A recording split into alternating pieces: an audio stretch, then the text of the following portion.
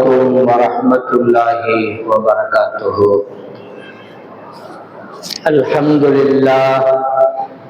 الحمد لله رب العالمين، والصلاة والسلام على نبي المرسلين وعلى آله وصحبه أجمعين.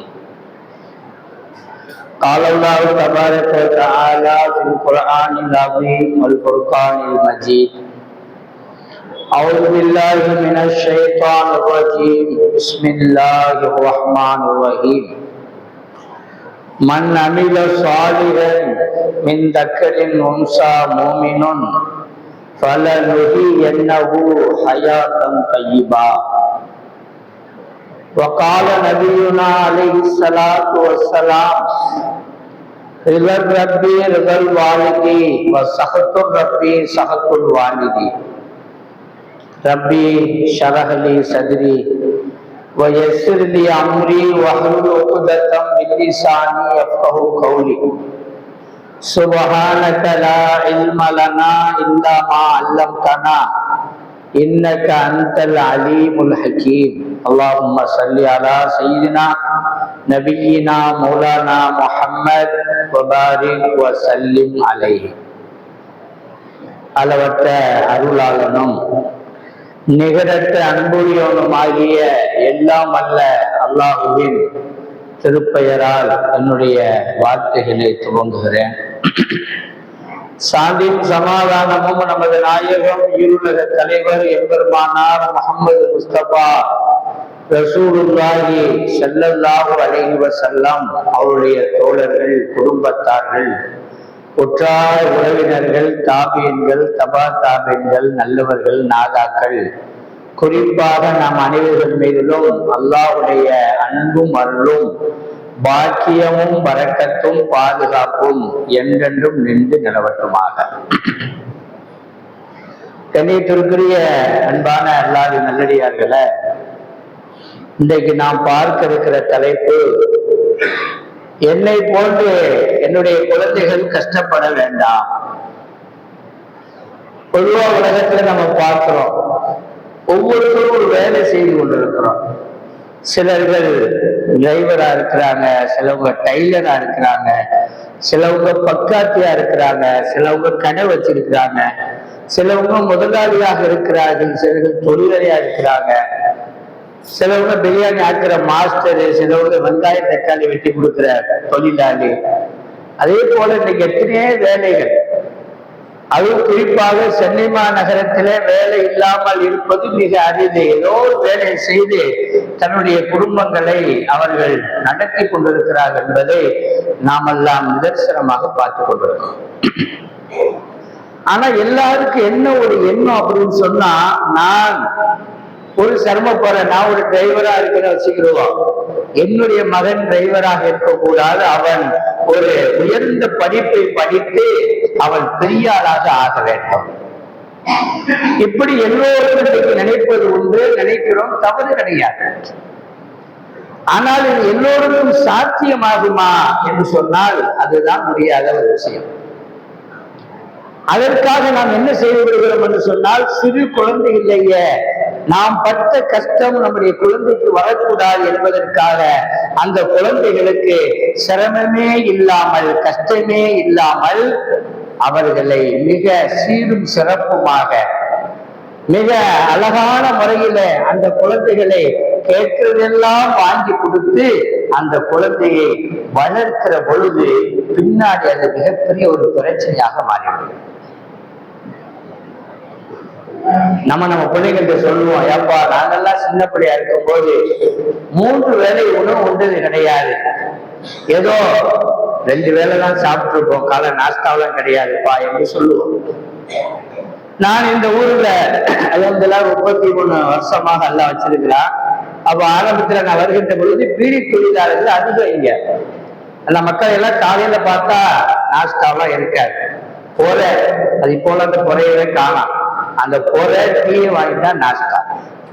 மதியானம் சாப்பாடும் கிடையாது, பீடி சுத்தி அதை கொண்டு போய் கொடுத்து கூலியை வாங்கி இரவு 1 நேரம் தான் சாப்பாடு சாப்பிடக்கூடிய ஒரு சூழ்நிலை இந்த கண்டோன்மெண்ட் இருந்திருக்கிற. ஆனால் அல்ஹம்துலில்லாஹ் இப்பொழுது அல்லாஹ் தஆலா நிறைவாக வைத்திருக்கிறார். அனைவர்களும் 3 வேளையில் சாப்பிடுகிறார்கள். இது இல்லாம மாலை நேரத்துல ஸ்நாக்ஸ் வேற, வடை, பஜ்ஜி, போண்டா அதுவும் சாப்பிடுறோம். எல்லாம் நிறைவாக அல்லாஹ் தஆலா வச்சிருக்கிறான்.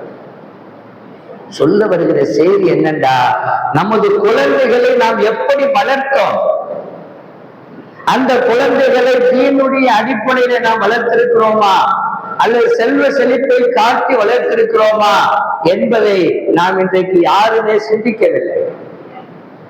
இன்றைக்கு பொருளாதாரத்தை பார்த்தீங்கன்னா பிள்ளைகளுக்காக செலவு பண்ற பொருளாதாரம் தான் இன்றைக்கு மிக அதிகமாக செலவாகி கொண்டிருக்கிறது. நீங்க ஸ்கூல்ல எடுத்து பாருங்க, அதுக்கு பெரிய அமௌண்ட் போகுது. மருத்துவத்தை எடுத்து பாருங்க, அதுக்கு ஒரு பெரிய அமௌண்ட் போகுது. பிள்ளைங்களுக்கு உண்டான மற்ற விஷயங்களை எடுத்து பாருங்க, பெரிய ஒரு அமௌண்ட் போகுது. இதையெல்லாம் சேமிச்சு வச்சா கூட நீங்க பெரிய வீடியோ வாங்கிடலாம் ஒவ்வொருத்தருடைய வாழ்க்கையில. ஆனால் குழந்தைகளுக்காக இதெல்லாம் செய்ய வேண்டிய கடமையும் அவசியமும் கட்டாயம் இருக்கிறது.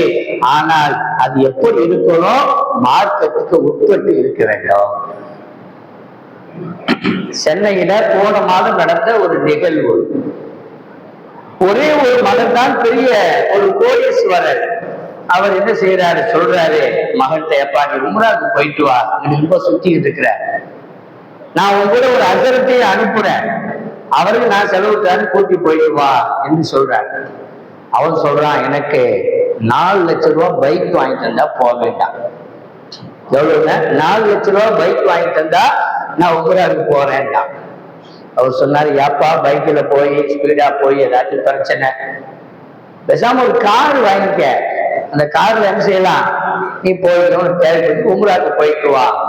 2 நாள் கழித்து 3 நாள் கழித்து 40 லட்சம் ரூபாய்க்கு காருடைய கொட்டேஷனையும் வாங்கி கொண்டு வருகிறான். பணம் இருக்குது, அது வேற விஷயம். அவ அத்தா பாத்தீங்கன்னா, அது நான் ஏதோ ஒரு 5 லட்சம் 6 லட்சம் கார் வாங்கலாம் பார்த்தா 40 லட்சம். நீ கார் வாங்க சொன்னியா இல்லையா? எனக்கு வாங்கி கொடு, 5 லட்சம் காரு தான், 40 லட்சம் காரு தான், 1 கோடி காரு தான்.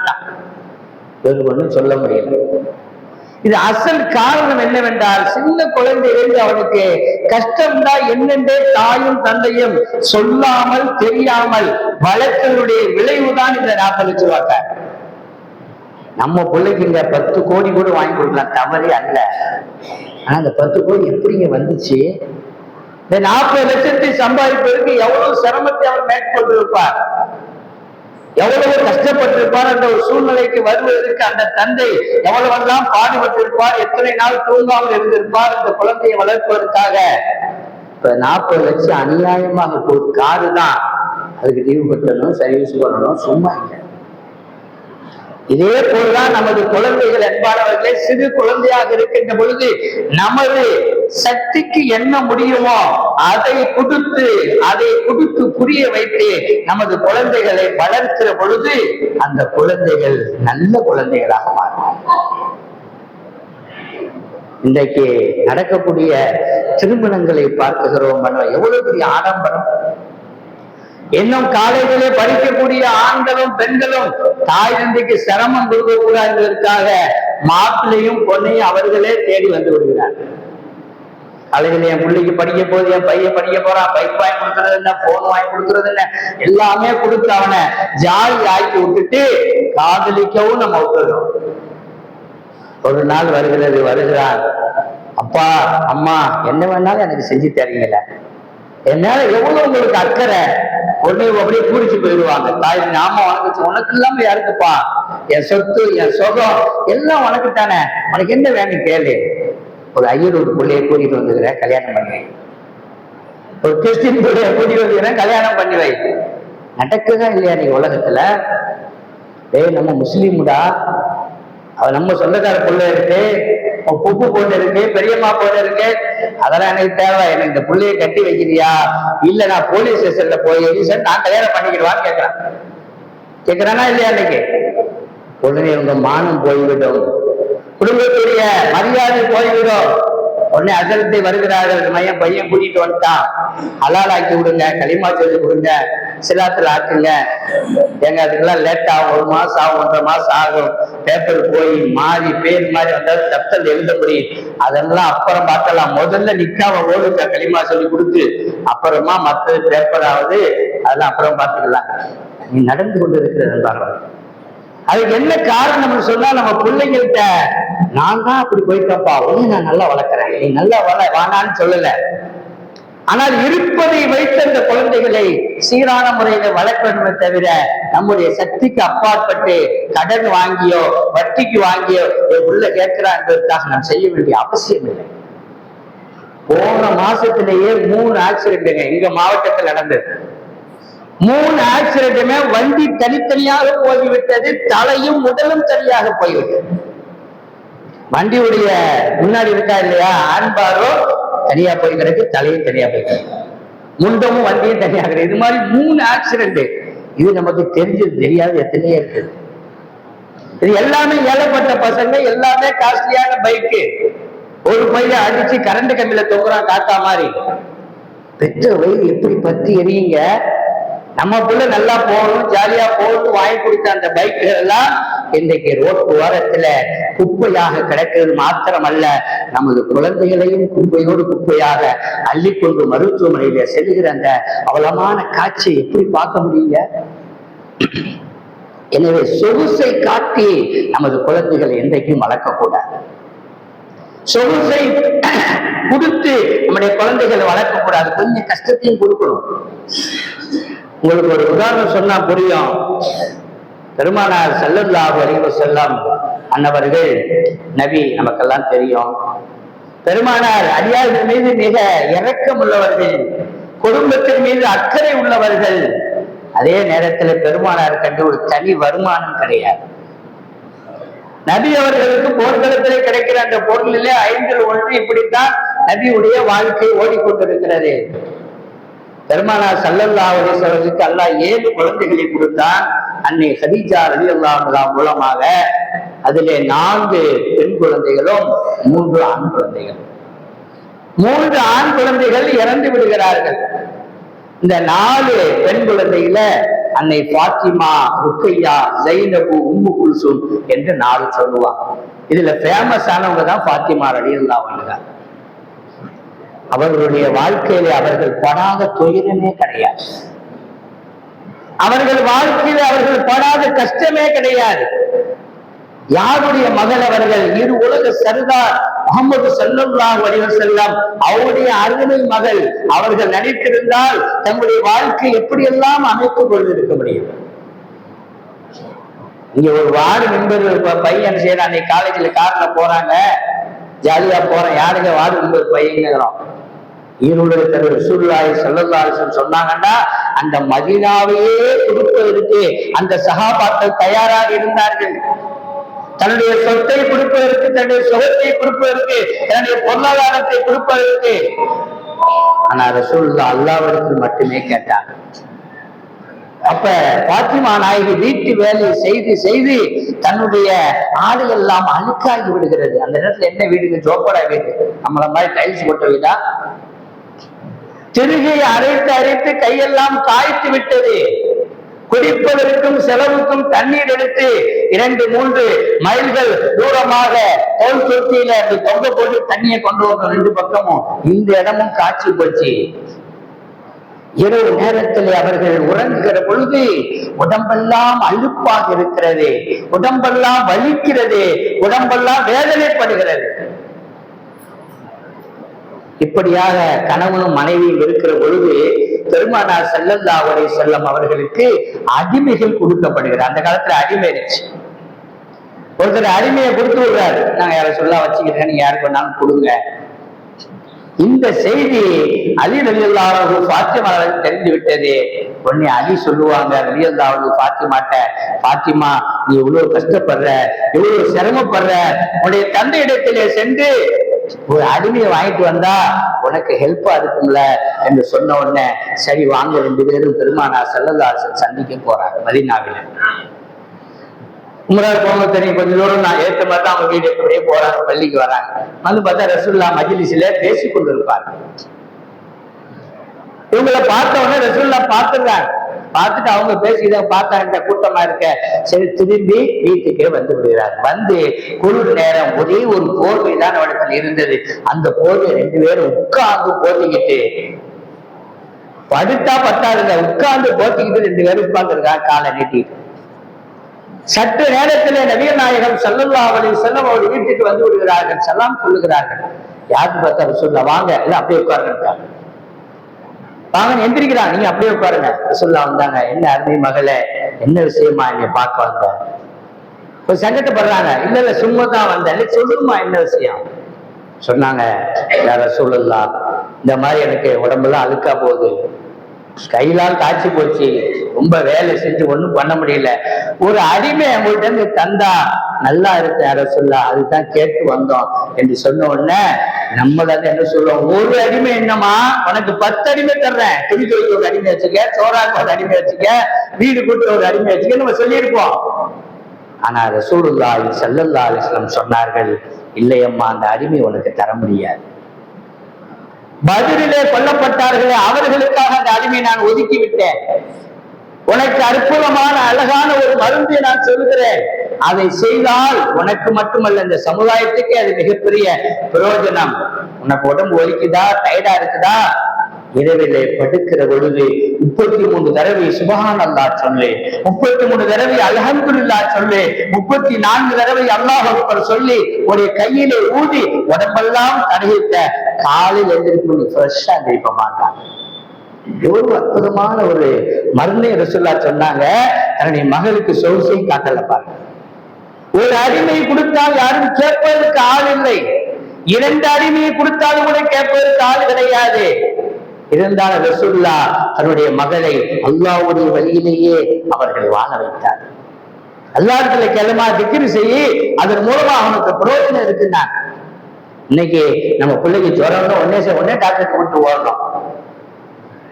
ஒரு வீட்டுல ஒரு மனைவிக்கு ஜுரம், வீட்டுக்கார்ட்ட கேட்குது, அவரு மாத்திரை வாங்கி கொடுக்குறாரு, கொடுத்த உடனே போடுது, சரியா வரல, ஒண்ணு சொல்லி என்னை அப்போலோ ஆஸ்பத்திரியில சேருங்கய்யா. ஒரு பொண்டாட்டி அப்போலோ ஆஸ்பத்திரி சேர்த்து நீ பார்க்க மாட்டீங்களா? ஜுரத்துக்கு அப்போலோ ஆஸ்பத்திரி யாராவது போவாங்களா? அப்ப என்னன்னா, நீங்க மருத்துவம் பார்த்தோம்னா பெரிய ஆஸ்பத்திரி தான் பார்க்கணும், ஹைபையா தான் பார்க்கணும் அப்படிங்கிற மாதிரி ஒரு மென்டாலிட்டிய நம்ம பிள்ளைகளுக்கு ஏற்படுத்திட்டோம். மனைவிக்கு நம்மளால முடியுது லோக்கல்ல பார்க்கலாம், முடியாதுன்னா போய்க்கலாம், தவறு இல்லை. இன்னைக்கு அரசாங்க மருத்துவத்துல எவ்வளவோ விஞ்ஞானங்கள் வந்து விட்டது, எவ்வளவோ மெடிக்கல் எவ்வளவோ முன்னேறி விட்டார்கள். எதுக்கு சொல்றேன்டா, அங்க பார்த்தா தான் சரியா வரும்.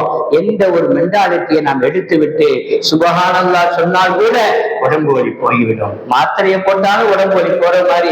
அப்ப நம்ம மனசுல சுப்ஹானல்லாஹ் எப்படி உடம்பு வலி போகும்? ரசூலுல்லாஹ் சொல்லிவிட்டார்கள், அது போய்தான் ஆகும். செஞ்சு பார்த்தாதான் தெரியும். ஆனா நாம் ஒரு நாளை செய்யறது 9 நாளை செய்யறது இல்லை. நினைவும் வருவதில்லை. பெரும்பாலும் உறங்குகின்ற பொழுது அல்லாஹ்வுடைய பெயரை சொல்லாமல் உறங்கக்கூடிய எத்தனையோ மனிதர்கள், எத்தனையோ பெண்கள், எத்தனையோ வாலிபர்கள், எத்தனையோ பிள்ளைங்க படுக்கிற பொழுது. அன்பானவர்களை நான் அடிக்கடி சொல்வது உண்டு, நமது குழந்தைகளுக்கு கல்வியையும், மார்க்க கல்வியையும், ஒழுக்கத்தையும், நல்ல விஷயங்களையும் வீட்டில் இருக்கக்கூடிய தாயும் தந்தையும் தான் முதலிலே அவருக்கு சொல்ல வேண்டும். முதல் உஸ்தாத் அவர்கள் தான். பள்ளிக்கு வந்தா ஒரு 1/2 மணி நேரம் பயன் கேட்கறீங்க, போயிருந்தீங்க, அவ்வளவுதான். மதுசாக்கு வந்தா ஒரு முன்ன இருக்கான், போயிடலாம், முடிஞ்சு போச்சு. அது நம்ம எப்படி மார்க்கத்தை முழுமையாக அறிந்து கொள்ள முடியும்? வீட்டிலே கொஞ்சம் கொஞ்சமாக அவனுக்கு நினைவு தருகிற பொழுது, நினைவு வருகிற பொழுதெல்லாம் அவனுக்கு நாம் அந்த குழந்தைக்கு பாலை கொடுக்கிற பொழுது, தாய் வாரி அணைத்து கொடுக்கிற பொழுது பிஸ்மில்லா என்று சொல்லி அந்த பாலை கொடுக்கிற பொழுது அந்த குழந்தையுடைய காதிலே விழுகிறது. அது பொருள் உஷாரான பொருள், வயசான பொருள் கேட்கிறான், பிஸ்மில்லாண்டா என்ன? அல்லாஹ்வுடைய பெயரை சொல்லித்தான் நம்ம பாலை குடிக்கணும், தண்ணியை குடிக்கணும், சர்பத்தை குடிக்கணும், ஜூஸை குடிக்கணும், சாப்பிடணும், முட்டாயை திங்கணும், பிஸ்கட் திங்கணும் சொல்லுகின்ற பொழுது அவன் உள்ளத்திலே அது ஆழமாக பதித்து விடுகிறது. பிஸ்மில்லாஹ் கிடையாது, அழுகிற பாலை குடி போ அப்படின்னு சொன்னா அந்த குழந்தைகளுக்கு மார்க்கம் வராது. பிள்ளை சாப்பிட்டு முடிஞ்ச பிறகு பாலை குடிக்கணும், அல்ஹம்துலில்லாஹ்னு சொல்லணும். இப்படியாக சொல்லித்தான் அந்த குழந்தைகளை ஒரு மூமினான குழந்தையாக, ஒரு நல்ல குழந்தையாக, தீனுடைய பற்றுள்ள குழந்தையாக நாம் ஆக்கிவிட்டோம் என்று சொன்னால் அந்த குழந்தை கண்டிப்பாக நல்ல ஒரு வாழ்க்கை அல்லாஹ் கொடுத்துருவான். எனவேதான் ஓதி காட்டி ஆயத்தில் அல்லாஹ் சொல்வான், மன் அமில சாலிகன் மின் தக்கரின் உன்சா ஃபஹுவ மூமின். மூமினான ஆணோ பெண்ணோ அவர்கள் நல்ல அமல் செய்து விட்டால் பல ருஹி என்னஹு ஹயாத்தன் தய்யிபா, அவர்களுக்கு சிறப்பான அழகான ஒரு வாழ்க்கையை நாம் கொடுப்போம் என்று அல்லாஹ் சொல்லுகிறான்னு சொன்னால் அந்த வாக்குறுதியில் எந்த ஒரு சந்தேகம் கிடையாது. நம் மூமினார் நல்ல அமல் செஞ்சுட்டோம்னா சிறப்பான வாழ்க்கை நமக்கு கிடைச்சிச்சு. சிறப்பான வாழ்க்கைன்னா வசதியாக இருக்குன்னு அவசியம் அல்ல, இருப்பதை வைத்து நிம்மதியா இருக்கிறோமா அதுதான் சிறப்பான வாழ்க்கை. ஆனால் இன்றைக்கு அல்லாஹ்வை மறந்தோடைய வாழ்க்கையை பார்க்கிற பொழுது கஷ்டமான வாழ்க்கை. பணம் இருக்கிறது, காசு இருக்கிறது, பட்டம் இருக்கிறது, பதவி இருக்கிறது, ஆனால் அல்லாஹ்வுடைய சிந்தனை இல்லை. அவருடைய வாழ்க்கையில எல்லா கஷ்டங்களும் இருக்கிறது. எனவேதான் அல்லாஹ் சொல்வாங்க, என்னை நினைவு கூறுவதை விட்டும் நீ எப்பொழுது நீ மறுத்து விட்டாயோ அல்லது ஒதுங்கி விட்டாயோ உனக்கு கஷ்டமான வாழ்க்கை நான் கொடுத்துருவேன். அல்லாஹ் முதல்ல என்ன சொல்றான், ஈமான் நல்ல முறை செய்தா உனக்கு சூப்பர் வாழ்க்கை. நீ என்னைய மறுத்துட்டியா, என்னைய பேரை சொல்லலையா, என்னைய நினைச்சு பார்க்கலையா, உனக்கு கஷ்டமான வாழ்க்கை. பையன் சொல்றோம், நீ நல்லா பரிசு எழுதுனா உனக்கு மார்க்கு, பரிசு எழுதா நீ போயிட்டுடா சொல்றோம்ல, அதே மாதிரி அல்லாஹ் நமக்கு கிளி பிள்ளைக்கு சொன்னது மாதிரி மிக அழகாக தெளிவாக அல்லாஹ் சொல்லி காட்டுகிறார். ரசூலுல்லாஹி ஸல்லல்லாஹு அலைஹி வஸல்லம் தாயிஃபுக்கு சென்றார்கள். பிஸ்மில்லாஹ்ங்கிற வார்த்தை ரொம்ப பரக்கத்தான ஒரு வார்த்தை. யார் சாப்பிடுகின்ற பொழுது பிஸ்மில்லாஹ் சொல்லி சாப்பிடுகிறார்களோ அவர்கள் அவர்களுக்காக சாப்பிடுகிறாங்க. ரசூலுல்லாஹ் சொன்னாங்க, அந்த உணவு அவருடைய உடலிலே ஒட்டி அதன் மூலமாக நல்ல ரத்தங்கள் உருவாகி நல்ல அமல்களுக்கு அது காரணமாக இருக்கிறது. யார் பிஸ்மில்லாஹ் சொல்லாமல் சாப்பிட்டார்களோ அந்த சாப்பாடு அந்த மனிதனுக்குள்ள சாப்பாடு அல்ல, அதை ஷைத்தான் சாப்பிடுகிறான்னு சொன்னாங்க. டிவியை பார்த்து சாப்பிடுறது, இங்க பார்த்து சாப்பிடுறது, அங்க பார்த்து சாப்பிடுறது, பிஸ்மில்லா சொல்றது இல்ல. பாக்குறதுக்கு வேண்டாம், பிரியாணியை திங்கிறேன், கறியை திங்கிறேன், நெய்ச்சோறு திங்கிறேன் சொல்லலாம். ஆனால் உடலிலே போகுதே தவிர உடலில் எந்த மாற்றத்தை அந்த உணவு ஏற்படுத்தாது. காரணம் அல்லாஹ்வுடைய பேர் சொல்லப்படாத ஒரு உணவு. கோழி அறுத்தாலும் பிஸ்மில்லாஹ் சொல்ல வேண்டும், ஆட்டை எடுத்தால் பிஸ்மில்லாஹ் அல்லாஹ் சொல்ல வேண்டும், மாட்டை எடுத்தால் பிஸ்மில்லாஹ் அல்லாஹ் சொல்ல வேண்டும், ஒட்டகத்தை எடுத்தால் பிஸ்மில்லாஹ் சொல்லித்தான் அந்த உணவை சாப்பிட வேண்டும் என்று நமக்கு நபிகள் நாயகம் ஸல்லல்லாஹு அலைஹி வஸல்லம் சொல்லித்தார். தாயிஃப்ல போய் இஸ்லாத்தை சொல்ல போன ரசூலுல்லாஹி ஸல்லல்லாஹு அலைஹி வஸல்லம் அந்த மக்கத்து காபிர்கள் அல்ல, அங்கு உள்ள காபிர்கள் மூலமாக அடிக்கப்படுகிறார்கள். தாயிஃபுடைய காபிர்கள் மூலமாக பல்வேறு அவர்களை திட்டுகிறார்கள், சிறுவர்களை சொல்லி கல்லால் அடிக்க சொல்லுகிறார்கள். பெருமானார் ஸல்லல்லாஹு அலைஹி வஸல்லம் உடம்பெல்லாம் ரத்தமாக மாறி வருகிறது. அற்புதமான அழகான அந்த உடம்பு ரத்தம் அது மேல் சேற்று மாதிரி ஆயிடுது, அப்படி பூசப்பட்டது மாதிரி. அந்த ரத்தத்தை பெருமானார் ஸல்லல்லாஹு அலைஹி வஸல்லம் கீழே விழவிடாமல் தன்னுடைய உடம்பிலேயே தடவி கொள்வார். ஏன்னா நபியுடைய ரத்தம் கீழே உழுச்சுன்னா பூமியே பொங்கிடுமா. அதனால் அந்த ரத்தம் கீழே விழாமல் உடம்பிலே தடவி கொள்வார்கள். அல்லாஹு அக்பர், ஜிப்ரீல் அலைஹிஸ்ஸலாம் ஓடி வருவார்கள். யா ரசூலல்லாஹ், இந்த ஊரை, இந்த தாயிஃபை நான் மலை பிரதேசம், அது 2 மலைக்கு மத்தியில் அப்படியே நசிக்கிறேன், நீ அனுமதி மட்டும் கொடுங்கண்ணா. கருணையே உருவான ரசூலுல்லாஹி ஸல்லல்லாஹு அலைஹி வஸல்லம் சொல்வார்கள், வேண்டாம் ஜிப்ரீலே, இவர்கள் அறியாத மக்கள், பின்னாடி வரக்கூடிய மக்கள் கண்டிப்பாக இஸ்லாத்துடைய தெளிவை பெறுவார்கள். ஆகவே இவர்களை ஒன்றும் செய்ய வேண்டாம், நீங்கள் விட்டு விடுங்கள் என்று சொல்லி அல்லாஹ்விடத்திலே மன்னிப்பு கேட்பாங்க. யாரு? ரசூலுல்லாஹ். யார் ரசூலுல்லாஹ் அல்லாஹ்ட்ட சொன்னாங்க, யா அல்லாஹ், எனக்கு சரியா சொல்ல தெரியல மக்கள்கிட்ட, அந்த மக்கள் புரியாதவரை நீ அடிச்சுட்டான், எல்லாம் எந்த தண்டனை அவனுக்கு கொடுத்துறாரு. பெருமானார் ஸல்லல்லாஹு அலைஹி வஸல்லம் இளைப்பாறுவதற்காக ஒரு தோட்டத்தை நெருங்குகிறார்கள். அந்த தோட்டத்திலே அமர்கிற பொழுது அங்கு ஒரு சின்ன ஒரு கூடையில திராட்சை பழம் பெருமானாருக்கு கொடுக்கப்படுது. அது கொடுத்த யாரு? ருத்துபா சொந்தக்காரன் தான், அவங்க தோட்டம் தான். அந்த திராட்சை பழத்தை வாங்கி நபிகள் நாயகம் ஸல்லல்லாஹு அலைஹி வஸல்லம் பிஸ்மில்லாஹிர் ரஹ்மானிர் ரஹீம் சாப்பிட்டாங்க.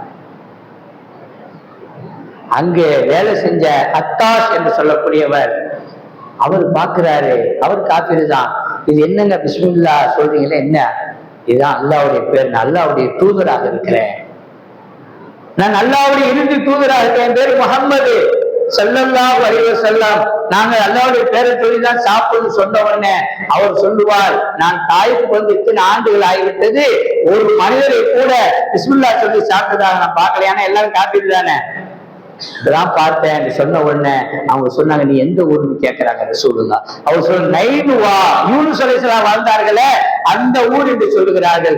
அப்ப யூனுஸும் ஒரு தூதர், நான் ஒரு தூதர் என்று பெருமானார் சொன்ன பொழுது அண்ணல பெருமானாருடைய கையை பிடித்து அஷ்ஹது அல்லா இலாஹ இல்லல்லாஹ் அன்னக யா ரசூலுல்லாஹ் கலிமா சொல்லி முஸ்லிமா வந்தார். தாயுடைய பயணத்துல அத்தாஸ் மட்டும்தான் வந்தார். அவரை இஸ்லாத்திலே வர வைத்தது இந்த பிஸ்மில்லா தான். கொஞ்சம் யோசிச்சு பாருங்க, நம்ம பிள்ளைங்களுக்கு என்ன சொல்லி கொடுத்துருக்கோம்? பொய் சொல்லாத சொல்லி கொடுத்துருக்கிறோமா? ஏமாத்தாத சொல்லி கொடுத்துருக்கிறோமா? யாரையும் திட்டிடாத சொல்லி கொடுத்துருக்கிறோமா? யாரையும் பேசிடாத சொல்லி கொடுத்துருக்கிறோமா? பெரியவங்களுக்கு கண்ணியம் கொடு சொல்லி கொடுக்கல. எதையுமே சொல்லி கொடுக்காம அவன் வாலிபனாக வந்த பிறகு அதுல சொல்லுக்கு கேட்க மாட்டான், அப்படி செய்யறான் இப்படி செய்யறான்னு நம்ம புலம்புவதில் அர்த்தமே இல்லை. சிறு குழந்தையிலிருந்து அவர்களை நல்ல குழந்தையாக ஆக்க வேண்டிய கட்டாயம் கடமையும் பெற்றோர்களாகிய உங்களுக்கு இருக்கிறது என்பதை மறந்துவிடாது. அது போல நான் தொழுகாம விட்டுட்டாங்க, என் பிள்ளை தொழுகையாலே ஆக்குறாங்க, இது சந்தோஷமான விஷயம். நான் தான் குரான் ஓதுறேன், என் பிள்ளையாச்சும் குரான் ஓதுறதுமே இது சந்தோஷமான விஷயம். நான் தான் நோன்பு வைக்க முடியவில்லை, என் மகன் நோன்பு வைத்து பழவட்டோம், இது சந்தோஷமான விஷயம். இன்னொரு முக்கியமான விஷயம், வரக்கூடிய மே மாதம் தான் 10வது 11வது 12வது பரீட்சை எல்லாம் வரப்போகுது. நீ வேணும்னு வைக்கிறாங்களா யதார்த்தமா வருதான்னு தெரியல, யதார்த்தமா வர்றதுதான். நம்முடைய குழந்தைகளை தயவு செய்து பரீட்சைக்காக வேண்டி நோன்பை விட்டுவிட சொல்லாதீர்கள். பரீட்சைக்காக வேண்டி தொழுகை விட்டுவிடக் கூடாது. என்னங்க ஒரு 4 மணி நேரம் பசியா இருக்க முடியாது நம்மளால, அப்படி சொல்லி நம்முடைய குழந்தைகளை ஆர்வம் இருக்காங்க, பறிச்சப்பா நீ பாதெல்லாம் நோம்புல வைக்காத பாத்துக்கலாம் என்று சொல்லக்கூடிய பெற்றோர்கள் இன்னைக்கு அதிகமா இருக்கா. எல்லாம் பாதுகாக்க திடீர்னு வந்துகிட்டே இருப்பான், ஓத எங்கடா போயிட்ட, 10வது நான் படிக்கிறேன் அதனால ஓத வரலப்பா. 10வதுக்கு ஓய்வு என்னடா சம்பந்தம்? காலையில இருந்து சாயங்காலம் வரைக்கும் பள்ளிக்கூடம், அதுக்கு போற ஒரு ஃப்ரீயா தானே இருக்கு. அசல்ல வந்து ஓய்வு போற கேட்டா நான் டியூஷனுக்கு போறேன், அங்க போறேன், இங்க படிக்க போறேன், அங்க படிக்க போறேன், இப்படி அவனை பிஸியாக்கி விட்டுறான். என்னதான் பிஸியா இருந்தாலும் போய் 5 நிமிஷம் தொழுதுட்டு வா, 5-10 நிமிஷம் ஓடிட்டு வா, இப்படி சொல்லித்தான் நமது குழந்தைகளை பழக்கினால் அந்த குழந்தைகளுக்கு அல்லாஹ் தஆலா சிறப்பான வாழ்க்கை தருவான். நம்முடைய குழந்தைகள் கஷ்டப்படாமல் நன்றாக இருக்க வேண்டும் என்று ஆசைப்படுகிறோம் என்று சொன்னால் அந்த குழந்தைகளுக்கு நல்ல விஷயங்களை சொல்லி நீங்கள் ஊட்டுங்கள்.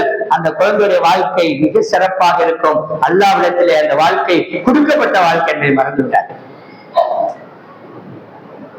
ஒரு கடைக்கு கூட்டிட்டு போறோம், அங்க ஏதாச்சும் ஒரு புள்ள எடுக்குது, எடுக்கக்கூடாதுமா என்று சொல்லணும். கடைக்கார பரவாயில்லைங்க சின்ன பிள்ளை தானே அப்படின்னு சொல்லுவாரு, அது வேறு விஷயம். ஆனா நம்ம என்ன சொல்லணும், அந்த பிள்ளைகிட்ட அப்பெல்லாம் எடுக்கக்கூடாது, கேட்டுதான் எடுக்கணும், சொல்லு நான் வாங்கி தரேன்னு சொல்லணும். நம்ம என்ன செஞ்சிடலாம், இதெல்லாம் பொருளா எடுத்து சாப்பிட வேண்டியதானே. ஆனா நீங்க மக்கா மதினால போனா பேரிச்சம்பழ கடை சாக்லேட் கடையில என்ன செய்வாங்க, போறது ஹலால் ஹலால்னு சொல்லுவாங்க, எடுத்து சாப்பிடுங்கப்பா. ஹலால் சொன்னா தான் கூட, இல்லைன்னா அவன் அங்கிட்டு வியாபாரம் பண்ணிக்கிறான் எடுத்து திங்கிறது இது கூட. அவன் பொதுவா சொல்லுவான் ஹலால் சாப்பிடுங்க ஹாஜி அப்படின்னு சொன்னாதான் எடுத்து சாப்பிடணுமே தவிர இதுவரை ஹலால் இல்லை. இதுதான் குழந்தைகளுக்கு தெரியாது, எடுக்கின்றபடி எடுக்கக்கூடாது, நல்லா அடிப்பான், கேட்டு வாங்கி சாப்பிடணும்னு சொல்லி.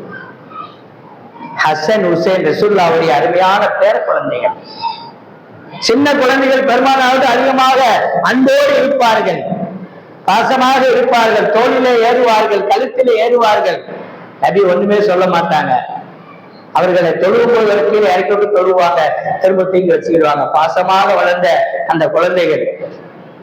ஒரு தடவை பேரிச்சம்பழம் கடைக்கு பள்ளிவாசல்ல எடுத்து ஹசேன் வாயிலே வைத்து விடுகிறார், சிறிய குழந்தையாக இருக்கிறது. நம்ம பிள்ளைங்களாம் நீங்க 5 ஸ்டார் சாக்லேட் சாப்பிட்டுக்கிட்டு இருக்கு, ஆனால் அவர்கள் அந்த பேரிச்சம்பழத்தை தான் பார்த்தார்கள், அதான் உங்களுக்கு 5 ஸ்டார் சாக்லேட். அதை எடுத்து வாயிலே போட்டு விடுகிறார்கள். ஹசன் ரலியல்லாஹு அன்ஹு ரசூலுல்லாஹ் துப்பு துப்புன்னு சொல்லி கையை உள்ள விட்டு தோண்டி அந்த பேரிச்சம்பழத்தை கீழே போட்டாங்க. சொன்னாங்க, இந்த பொருளை நாம் சாப்பிடக்கூடாது, இது ஜக்காத்துடைய பொருளா சதக்காவுடைய பொருளா தெரியாது. நபிமாருடைய குடும்பத்தார்களும் ஜக்காத்து பொருளை சாப்பிடுவது அல்லாஹ் தடுத்திருக்கிறான். ஆகவே சாப்பிடக்கூடாது என்று தன்னுடைய சிறிய அந்த குழந்தைக்கு கூட நபிகள் நாயகம் ஸல்லல்லாஹு அலைஹி வஸல்லம் வாயின் மூலமாக மட்டும் சொல்லவில்லை, விரலாலும் தோண்டி எடுத்து காட்டினார் என்று சொன்னால் எப்படி தன்னுடைய பேர குழந்தையை வளர்த்திருக்காங்க என்பதை நம்ம யோசிச்சு பார்க்கணும். நீ நம்ம எப்படி பிள்ளைங்களை வளர்த்துக்கிட்டு இருக்கிறோம் பார்க்கணும். நம்ம ஒழுங்கா வளர்த்தோம் அப்படின்னு சொன்னா இன்ஷா அல்லாஹ் நமது குழந்தைகளுக்கு அற்புதமான வாழ்க்கை அல்லாஹ் தருவதாக சொல்லுகிறான். நாம் கொடுக்க வேண்டிய அவசியம் இல்லை, அல்லாஹ்வே கொடுத்துருவான். நாம் அவர்களை சரியாக வளர்க்கல சொன்னால் கஷ்டமான வாழ்க்கை அல்லாஹ் கொடுப்பதாக சொல்லுகிறான். நம்ம ஒன்றும் தடுக்க முடியாது. எனவே நமது குழந்தைகள் சிரமப்படக்கூடாது நினைப்பதில்லை, தவறு அல்ல. ஆனால் சக்திக்கு உட்பட்டு அந்த குழந்தைகளுக்கு கொஞ்சம் சிரமத்தையும் காட்டி, சாப்பாடு இல்லையா கொஞ்சம் பட்டினியா இருப்பா, சாப்பாடு ஆக்கிக்கிட்டு இருக்காங்க பொறுமையா இரு என்று சொல்லி அவர்களை பழக்கி ஸ்கூலுக்கு போகின்ற பொழுதும் காலேஜுக்கு போகின்ற பொழுதும் அதிகமான பைசாக்களை கொடுக்காமல் அவர்களுக்கு எவ்வளவு தேவையோ அவ்வளவு மாத்திரம் கொடுத்து அவர்களை அனுப்பி பக்குவப்படுத்துகிற பொழுது அவருடைய வாழ்க்கை சிறப்பாக மாறி. எனவே அல்லாஹ் சொல்வது போல நாம் நல்ல அமல்களை அதிகமாக செய்கிற பொழுது உங்களுக்கு நான் ஹயாத்தை தையிபா அற்புதமான வாழ்க்கை தரையான்னு சொல்றேன். அப்படிப்பட்ட நல்ல குழந்தைகளாக நம்முடைய குழந்தையை வளர்ப்பதற்கு அல்லாஹ் உங்களுக்கும் எனக்கும் தௌஃபீக் தந்துருவானாக. நாம் அனைவருக்கு அல்லாஹ் சொல்லுகிற அந்த ஹயாத்தை தையிபா சிரமமில்லாத அற்புதமான சிறப்பான வாழ்க்கை அல்லாஹ் எம்மையிலும் மறுமையிலும் நம் அனைவருக்கு அல்லாஹ் தந்து அருள் புரிவானாக என்று இந்த நல்ல நேரத்திலே துவாவோடு என்னுடைய வார்த்தைகளை நிறைவு செய்கிறேன். அனில் அல்ஹம்துலில்லாஹி ரப்பில் ஆலமீன். அஸ்ஸலாமு அலைக்கும் வரஹ்மத்துல்லாஹி வபரகாத்துஹு.